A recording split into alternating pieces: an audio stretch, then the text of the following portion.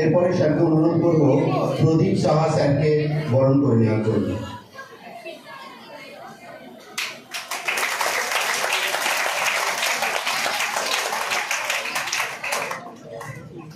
এরপরে বিদ্যালয়ের তরফ থেকে বরণ করে নেওয়া হচ্ছে শান্তনু মিত্র স্যারকে।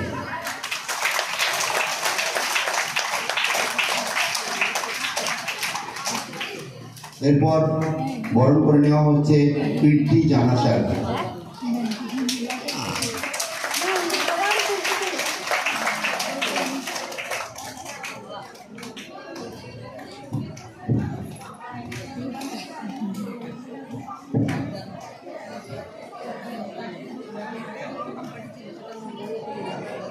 আজকের এই দিনে আমাদের মধ্যে উপস্থিত হওয়ার জন্য ওনাদেরকে অনেক অনেক ধন্যবাদ।